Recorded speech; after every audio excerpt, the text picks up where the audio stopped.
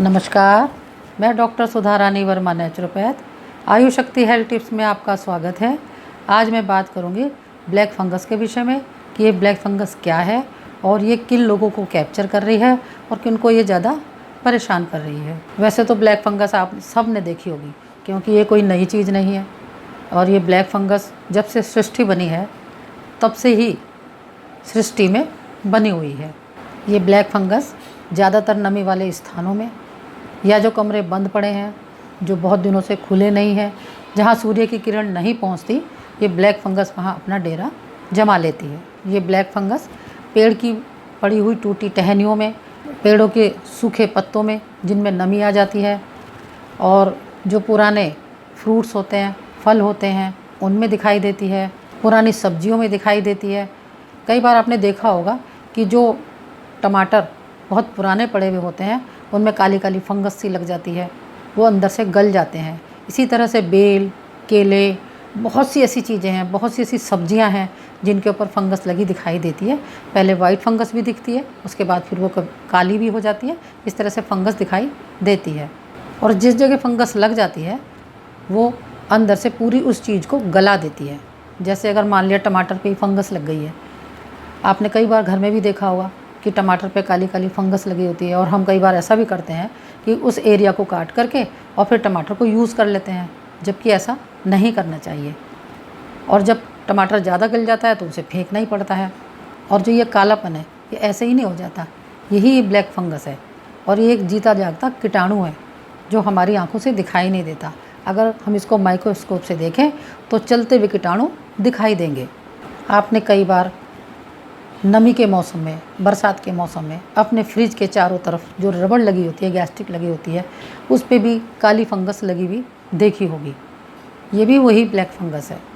और ये फ्रिज में रखे हुए सब दूध, दही, मट्ठा, जो भी खाने पीने की चीज़ें रखी होती हैं, ये उसको ख़राब करती है। और जब हम उसको निकाल करके खाते हैं, दूध दही को हम यूज़ करते हैं, तो वो हमें नुकसान कर सकती है।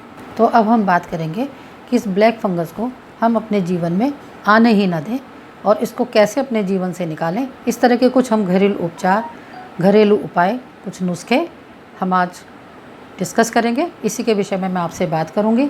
इससे पहले अगर आपने मेरे चैनल को सब्सक्राइब ना किया हो तो प्लीज़ सब्सक्राइब कर लें और बेल बटन भी प्रेस कर लें ताकि आने वाली सभी नई वीडियो का नोटिफिकेशन आपको मिलता रहे।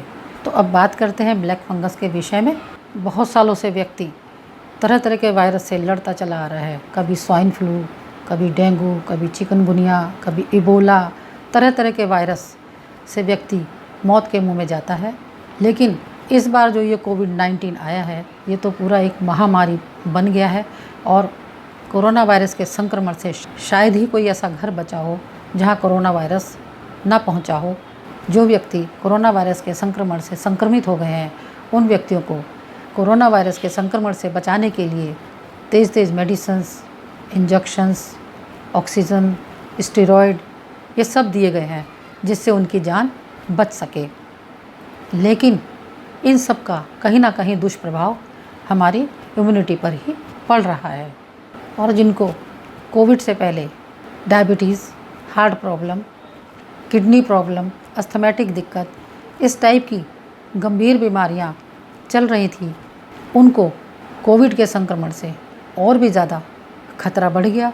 उनकी इम्यूनिटी तो बहुत ही ज़्यादा कम हो गई, उन्हें ही ब्लैक फंगस से ज़्यादा खतरा है। और अब तो ब्लैक फंगस के साथ साथ वाइट फंगस और येलो फंगस भी आ रहा है, जबकि ये सभी तरह की फंगस वातावरण में पहले से ही रहती आई है। धीरे धीरे हमारी इम्यूनिटी कम होती जा रही है और ये हमारे ऊपर हावी होती जा रही है। अब बात करते हैं इनके लक्षणों की।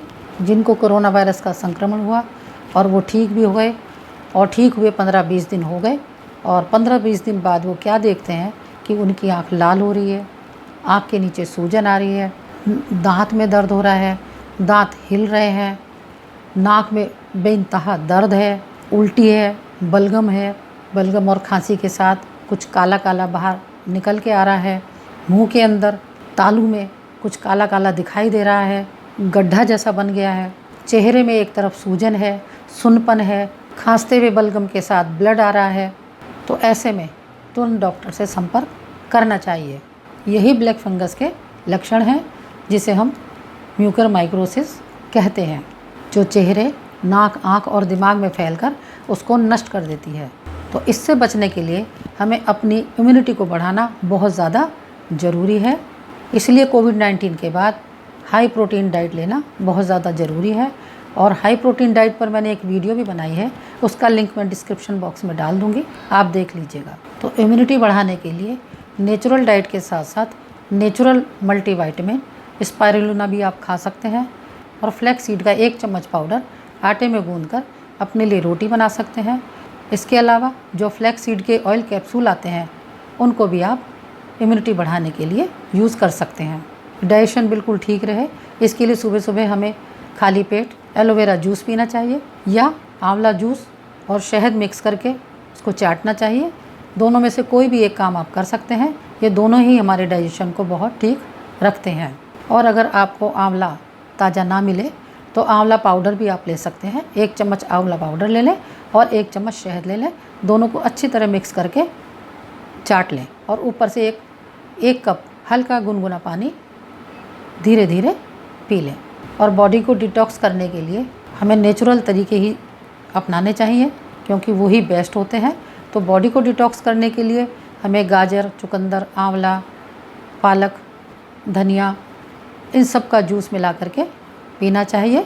इससे बॉडी डिटॉक्स होती है और इम्यूनिटी बढ़ती है। और ब्लड की शुद्धि के लिए रोज़ाना नीम के ताज़े पत्ते, जो उसकी आगे की कोपल होती है, वो खानी चाहिए। और अगर आपको ताज़े पत्ते उपलब्ध ना हो तो आप नीम बटी भी खा सकते हैं। इसके अलावा ब्लैक फंगस से बचने के लिए फिटकरी और हल्दी बहुत ही काम की चीज़ है। जब आप कोविड से घिरे हों, कोरोना वायरस के संक्रमण से घिरे हुए हों, बुखार में चल रहे हों, उसी समय से हमें फिटकरी और हल्दी का सेवन शुरू कर देना चाहिए। हमें अपने दांतों को साफ़ करने के लिए फिटकरी और नमक का यूज़ करना चाहिए। तो 1 चुटकी फिटकरी ले लें और उसमें नमक ले लें थोड़ा, और उससे हमें अपने दांत मांजने चाहिए। लेकिन फिटकरी का यूज़ करने से पहले हमें फिटकरी को गरम तवे के ऊपर थोड़ा सेक लेना चाहिए, जिससे उसमें जो नमी वाला पदार्थ है वो ख़त्म हो जाता है। और फिर उसका पाउडर बनाएं और उसका इस्तेमाल नमक के साथ मिला करके तब करना चाहिए। खाने पीने की चीज़ों में फिटकरी को हमेशा तवे के ऊपर भून करके ही इस्तेमाल करना चाहिए। रोज़ाना 1 गिलास पानी में 1 चुटकी फिटकरी डालकर और 1/4 चम्मच नमक डालकर उससे हमें गरारे करनी चाहिए और कुल्ले करने चाहिए। ऐसा करने से हमारे दांत मजबूत होते हैं और संक्रमण का डर ख़त्म हो जाता है। फिटकरी के गरारे करने से दांत, तालू और साइनस सब कुछ सुरक्षित रहता है।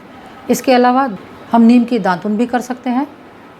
पेड़ से नीम की एक टहनी तोड़ें और उसको अपने मुंह में, दांतों में चबाते रहें और उसका रस पूरे मुंह में घुमाते रहें, अंदर भी जाता रहे, कोई दिक्कत नहीं है।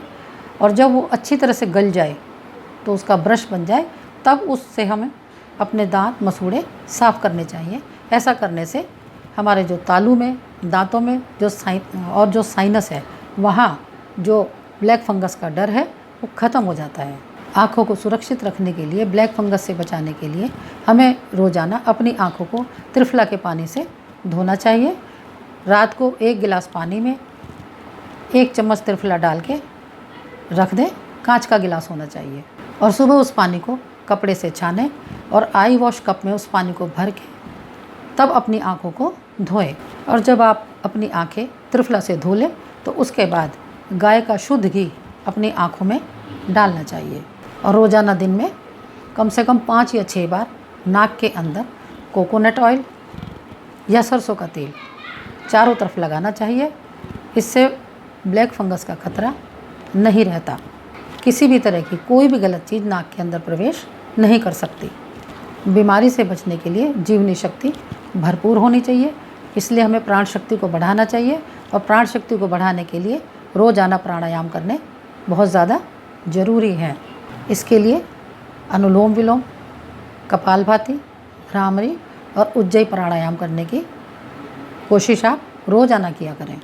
रोज़ाना दिन में 1 बार 1 गिलास पानी में 1/4 चम्मच हल्दी, 1/4 चम्मच दालचीनी, चुटकी भर काली मिर्च, 5-6 तुलसी के पत्ते, ज़रा सा अदरक का टुकड़ा और थोड़ा सा गुड़ डाल करके पकने के लिए रख दें।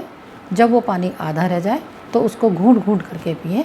ये पानी हमारे ब्लड की इम्प्योरिटी को ख़त्म करता है, वायरस को ख़त्म करता है और रक्त की शुद्धि करता है। 1 गिलास दूध ले लें और उसमें आधा गिलास पानी ले लें और उसमें 3 से 5 कलियाँ लहसुन की कूट करके डाल दें और उसको पकने के लिए रख दें। जब वो करीब 1 गिलास रह जाए तब उसको नीचे उतारें और जब गुनगुना रह जाए तो घूंट घूंट करके उसको पिएं। ये लहसुन वाला दूध एंटीबैक्टीरियल होता है और इम्यूनिटी को बढ़ाता है, इसलिए इसका पीना बहुत ही लाभकारी है। तो रोज़ाना हमें इसको 1 बार ज़रूर पीना चाहिए। हाई प्रोटीन डाइट के साथ अपने भोजन में रोज़ाना कच्ची प्याज, लहसुन और अदरक का इस्तेमाल ज़रूर करें। चाहे चटनी के रूप में खाएं, चाहे सैलेड के रूप में खाएं। इसको खाने से डाइजेशन सही रहता है। इम्यूनिटी बढ़ाने के लिए पेट का साफ़ रहना भी बहुत ज़्यादा ज़रूरी है, क्योंकि जो भी कुछ हम खाएंगे वो तभी हमारे शरीर को लगेगा जब हमारा पेट साफ़ रहेगा, तभी सब कुछ एब्जॉर्ब करेगा। तो इम्यूनिटी को बढ़ाने के लिए पेट का साफ़ रहना बहुत ज़्यादा ज़रूरी है। और चूँकि कोविड के समय में हम इतनी दवाइयाँ खा चुके होते हैं, उससे हमारी इम्यूनिटी तो कम हो ही जाती है, साथ साथ हमारी जो इंटेस्टाइन की ताकत है, जो आंतों की ताकत है, वो भी कमज़ोर पड़ जाती है और हमारा पेट ठीक से साफ़ नहीं होता। तो पेट को ठीक से साफ़ करने के लिए और आंतों को स्ट्रॉन्ग करने के लिए एक टॉवल ठंडे पानी में भिगोकर पेट के ऊपर रखना चाहिए। इससे हमारी आंतें स्ट्रॉन्ग होती हैं और उनकी कार्यक्षमता बढ़ जाती है। इसके लिए मैंने एक वीडियो बनाई है, उसका लिंक मैं डिस्क्रिप्शन बॉक्स में डाल दूँगी, आप देख लीजिएगा। अगर पेट साफ़ ना हो रहा हो तो इसके लिए रोज़ाना 10 से 15 मुनक्के भिगो करके खाएं और रोज़ाना में पपीता काट करके खाएं। कुछ फाइबर जैसी चीज़ें खाएं जिससे आपका पेट साफ़ होने लगे। और अगर आपका पेट साफ़ ना हो रहा हो तो इसके लिए आप एनिमा भी ले सकते हैं, क्योंकि पेट को साफ़ रखना बहुत ज़्यादा ज़रूरी है। एनिमा कैसे लें इसके ऊपर भी मैंने एक वीडियो बनाई है, तो इसका लिंक मैं डिस्क्रिप्शन बॉक्स में डाल दूँगी, आप देख लीजिएगा। क्योंकि बाहरी स्वच्छता के साथ साथ आंतरिक स्वच्छता भी ज़रूरी है। जहाँ गंदगी होती है वहीं कीटाणु पनपते हैं। ये जितनी बातें मैंने आपसे शेयर की हैं, अगर आप इनको रूटीन में फॉलो करने की कोशिश करेंगे तो ब्लैक फंगस के संक्रमण से आप बचे रहेंगे। अगर आपको मेरी वीडियो पसंद आई हो तो इसे लाइक करें, अपने फ्रेंड सर्किल में, अपने रिश्तेदारों में इसको शेयर करें, जिससे सभी लोग इससे पूरा लाभ उठा सकें। फिर मिलते हैं किसी नई वीडियो के साथ। नमस्कार, धन्यवाद।